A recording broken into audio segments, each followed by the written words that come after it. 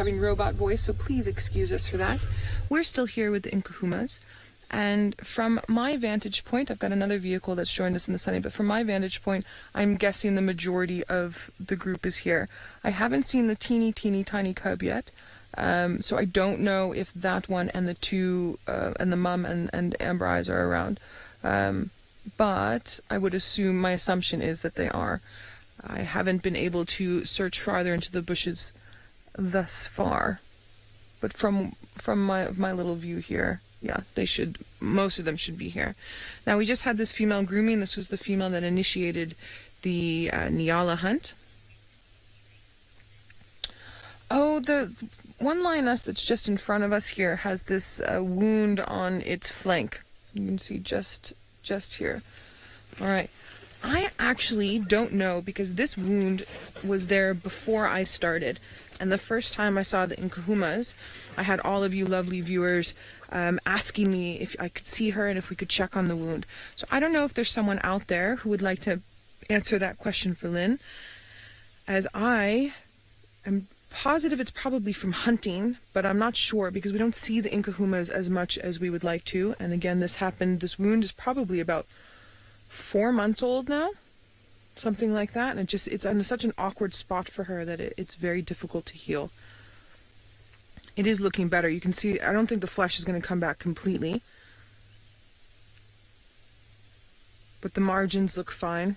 I think it just looks a little bit irritated now because I think she's been moving about and trying to help hunt recently this morning, and possibly over the past couple of days, as they haven't really eaten anything recently that I can tell.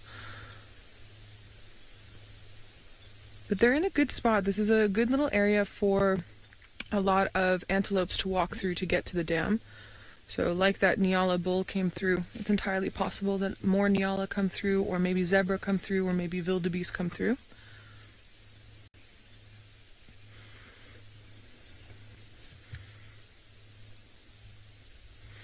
Monique, that's a really great question. So Monique, when you have different litter sizes within a pride like this, and you have a scenario where you've got one female with a very small cub, and then the rest of the cubs are a lot older, what you're going to see is that mother has different nutritional values than the rest of her pride mates. She really needs to supplement her diet more so than they need to, because she needs to produce that milk. So in many prides that I've worked with, I've watched females with the young cub after they've introduced the young cub to the pride, moving off and hunting on their own. And I've also seen, like what we had the past couple of days, where one pride member will go with her, usually a sister. Sometimes the mom will go with, depending on the pride structure, and they go off and move off and hunt, because she can't last as long without eating as the rest of the pride, because of that milk production she needs. So it's not unusual for prides to break up and scatter like this. I've seen them break apart for a couple of days, and I've seen them break apart and scatter for months and then come back together. It just, sometimes the individual need overrides the need for the pride to be one complete whole. Great question. Oh, you're such a beautiful young lady. Well, middle-aged lady, I should say. I'm in love with this lioness. You don't usually see this lighter color. And she's just extremely well built. She's a very good example of an African lion.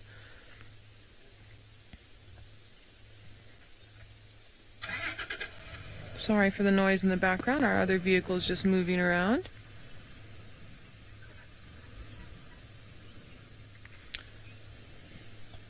Okay, I believe Brent's technical issues have sorted themselves out, and he has some amazing smaller predator interaction up in the Mara. So I'm not sure if they're in the Masai Mara or the Mara Triangle, but let's head on up to him, and hopefully you can get a good view of that.